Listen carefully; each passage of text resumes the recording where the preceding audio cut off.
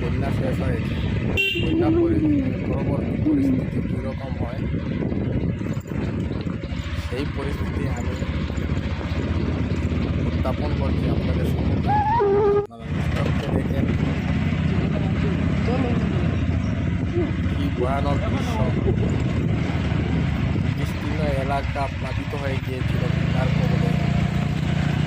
হিমালয়ের তাণ্ডবে আসামের হাইলাকান্দি জেলা কাটাখাল নদী বন্যা হয়েছে। আর সেই বন্যায়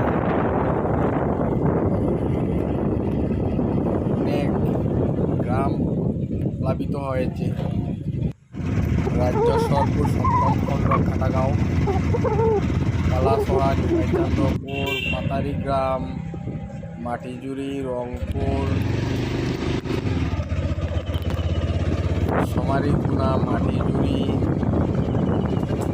ভয়ঙ্কর হিমালয়ের ঠান্ডায় আসাম রাজ্যের হাইলাকান্দি ডিস্ট্রিক্ট কাটাখাল নদী প্লাবিত হয়ে সেই জায়গাগুলোর নাম এই অবস্থা হয়েছে পুরা হিমাচলপুর এলাকা। সেই জায়গাগুলোর নাম আমার জানা নেই, কিন্তু এগুলা হচ্ছে আমার এই আশপাশ অঞ্চল হাইলাকান্দি জেলা।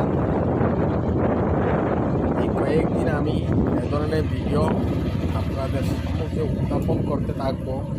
আপনারা যদি নতুন হয়ে থাকেন তাহলে সাবস্ক্রাইব করে সঙ্গে থাকবেন। তাছাড়াও আপনারা ইসলামিক যে কোনো প্রোগ্রাম এই চ্যানেলের মাধ্যমে দেখতে পাবেন, লাইভ দেখতে পাবেন এবং এমনি ভিডিও দেখতে পাবেন। আপনারা আমার অনেক ভিডিও আছে ইসলামিক ভিডিও, যেগুলো এই চ্যানেলের মাধ্যমে আমি উপস্থাপন করে থাকি। এলে এত সাগরও লান দেখছুন, এত ভয়ানক দৃশ্য যা কল্পনা করতে পারবেন না। প্রকৃতির কি নির্মম পরিহাস। এসব পানি এবার দেখলে কমতো নাই, বোঝা যায়। গতবার তো একদিনে কমে গেছে গুলা ছাড়ার পরেও। অনেক জায়গা আছে এখনো অবধি সরকারি কোনো সাহায্য পৌঁছায়নি। ভয়ঙ্কর রেমালর কাণ্ড নাই। আমি সরকারের কাছে রেমাল বুঝছো নি? আবেদন করব যাতে খুব শীঘ্রই এইগুলা অঞ্চলে ত্রাণ পৌঁছানোর ব্যবস্থা করা হয়। মানুষের যাতায়াত ব্যবস্থা একদম নিশ্চিহ্ন হয়ে গিয়েছে। পিডাব্লিউডি রাস্তার উপর দিয়ে দেখুন কিভাবে কাদামাটি পড়ে আছে, কোনো জায়গায় এখনও জলের তলায় ডুবে আছে।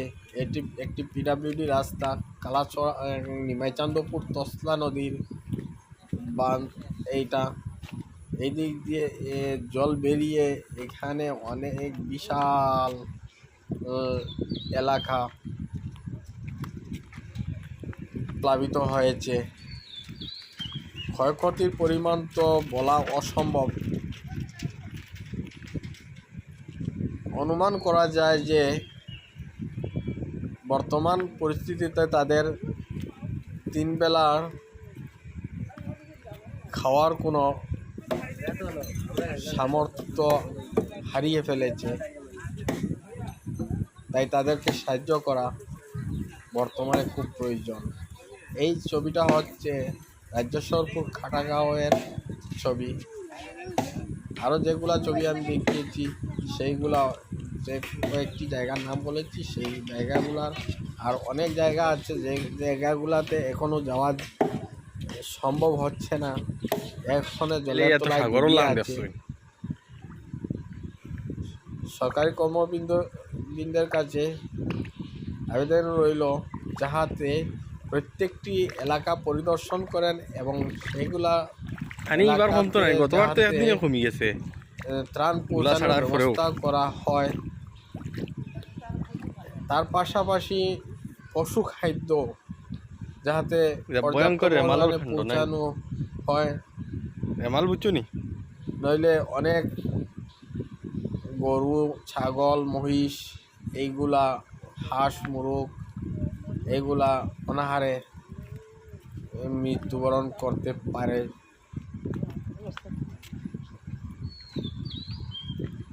আমার এই ভিডিও দেখার জন্য প্রতিজন বন্ধুকে বা আমার ফলোয়ার্সকে ধন্যবাদ জানাই। আপনারা সাবস্ক্রাইব করে সঙ্গে থাকুন, এ ধরনের অনেক ভিডিও পাবেন, বা যখন যেখানে যে কোনো সমস্যা হলে অবশ্যই আমার এই হোয়াটসঅ্যাপ চ্যানেল থাকবে। আর ইসলামিক প্রোগ্রাম আপনারা দেখতেই পাবেন, একটা ইসলামিক চ্যানেল। আর মানবিক কারণে আমি এইগুলা উত্থাপন করে থাকি। ধন্যবাদ, সবাই সুস্থ থাকুন, ভালো থাকুন।